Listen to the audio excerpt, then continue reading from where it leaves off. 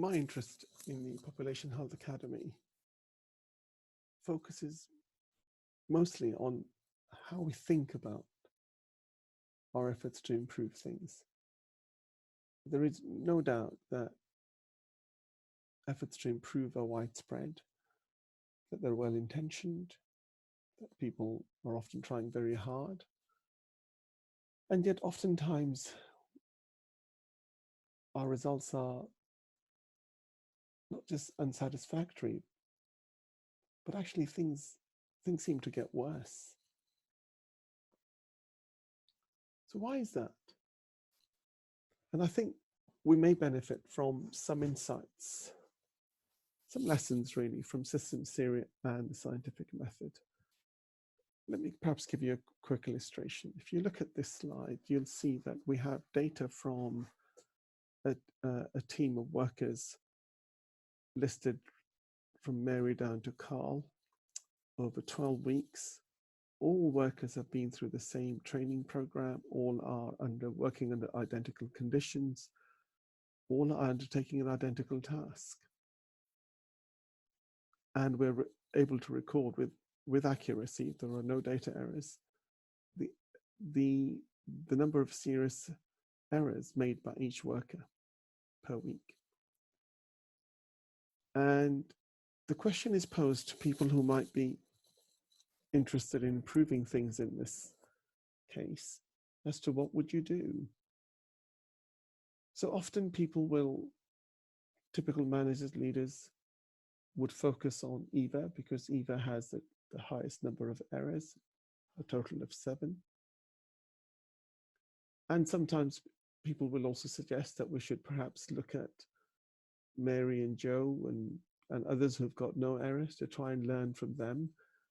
We could offer them perhaps some sort of performance-related pay to recognize their superior performance. We could offer EVA some sort of retraining or perhaps ultimately sacking EVA.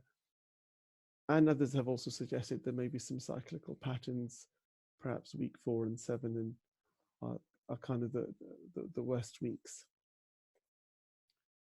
And if I said to you that actually all of those things are wrong, it would surprise most of us. In fact, about 2 or 3 out of 1,000 people generally get this right. Most of us actually get it wrong. The reason all those things are wrong is because this data was generated in 1993 by a random number generator on a computer. And all you see here are sequential draws from a random number generator. And they've just been laid out in the form of a table with labels for workers on the left-hand side. This variation that you see here is entirely down to chance. It's nothing to do with the workers at all. But most of us, most leaders, actually fail to understand the information in variation and fail to understand or visualize the role of the system. Any attempt to identify a worker as being the best of the worst would actually be fundamentally flawed. So if you look at another slide, another image, this is an everyday object. Just have a quick look at that and try and work out what you think it might be. And what we find is that most people can't see, at least immediately, what it is. But when you present the object in its original form, it's immediately recognizable as a bicycle. And herein lie some very important insights from systems theory. First and foremost, when a system is taken apart, as on the left, it actually loses its essence. It is no longer recognizable as a system. It does not retain the defining properties of the original system. Whereas on the right, we recognize this bicycle immediately as a system. And the system has three key features. It is a network of interdependent components that work together to accomplish the aim. These three features, this notion of interdependence, this notion of working together, and this notion of an aim, are key characteristics of a system. And when we're thinking about integrated care systems as a way to deliver population health management, then those system leaders need to be aware of the characteristics of a system and how easy it is to lose sight of the system when the system is actually taken apart. Some of the lessons from systems theory: if a system is optimized, the parts will not be. And if the parts are optimized, the whole will not be. And an example of that would be an organization that hires the best people, but if they don't work together, then clearly disaster looms. One of the lessons from systems theory is components left to themselves can become selfish, competitive, independent profit centers that destroy the system. And the secret to a successful system is cooperation, not competition. And the job of leaders is to remove the barriers to cooperation. And a key barrier to cooperation is performance management and competition. This kind of financial system that is used to create some sort of reward and punishment environment, which is then designed to try and motivate improvement efforts, actually leads to undermining cooperation, because it creates a competitive environment where every component thinks about itself.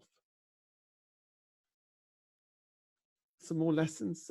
Without an aim, there is no system, or rather obvious statement, but one that is quite challenging to realize in the real world, is how everybody recognizes the aim of a system.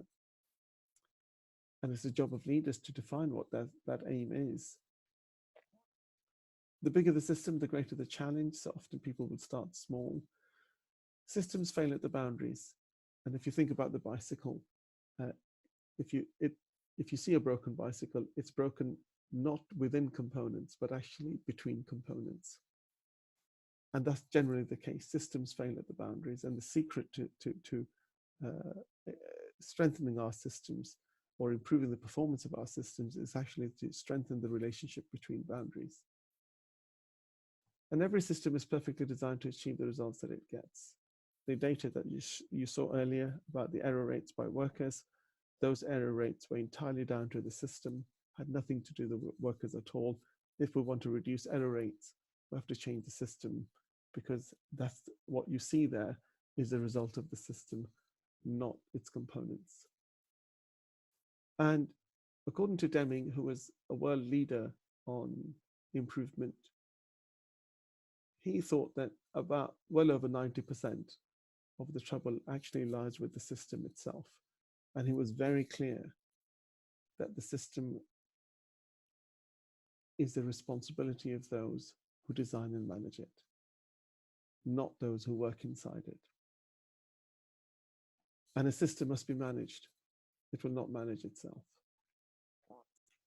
Here's another example of how we can easily fall into a bear trap if we're not aware of systems and systemic thinking. Consider this scenario where we have 3 departments in an organization, and the leadership team of that organization set aside some money to help improve things, and they asked the departments to send in their improvement plans, business cases, costed proposals, which will show a benefit case. And Department A sends in 3 plans, Department B 2, and Department C 3. So Department A's plan shows a positive impact for Department A, and its second plan a positive, and the third plan a positive, and so on for the other departments. And you could see that in each case there is a positive benefit to that plan for that department, and you might be tempted to fund all of those plans. But if you were to look at the system as a whole, if you look at Department A's first plan, which has a positive impact on Department A, actually, it has a negative impact on B, a negative impact on C, and the net impact on the system is actually negative. So if we had funded all 3 plans for A and the 2 for B and the 3 for C, despite our expenditure and our best intention, actually the impact on the entire system as a whole would be a double negative. Whereas from a systems theory point of view, the only plans that make sense in terms of funding and implementing are the plans where the net impact on the system, the right-hand side here, are positive.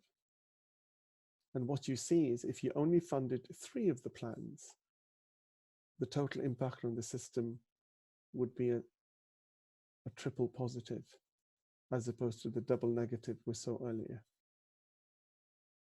But we have to acknowledge that in each of these plans, although the system as a whole benefits, there are some departments that do not.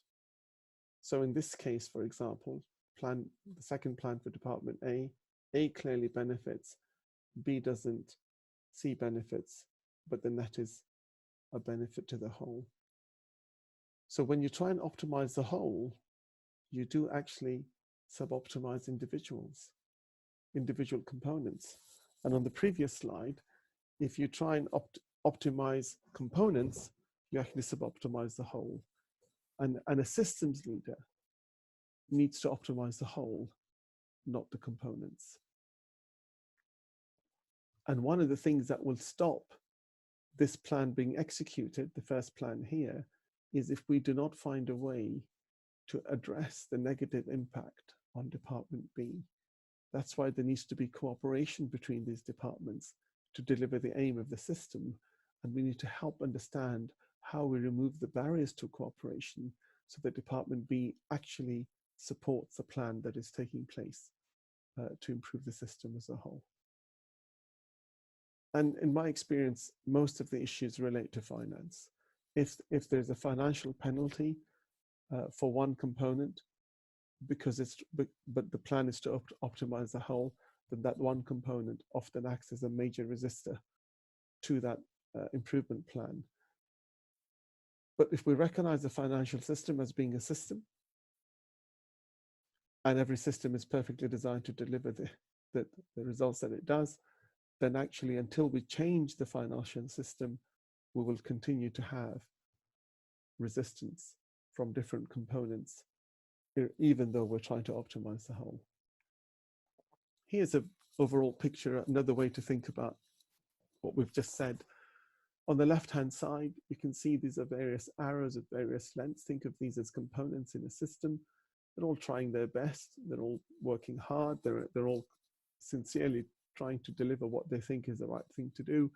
And in the background, the dotted line is trying to indicate an arrow which is representing the aim of the system. And because the aim of the system is not clear, these arrowheads are essentially pointing in kind of different directions. And it's the job of leadership and management to take us from the situation on the left and to transform us to the situation on the right. The situation on the right is the bold arrow. The aim is very clear.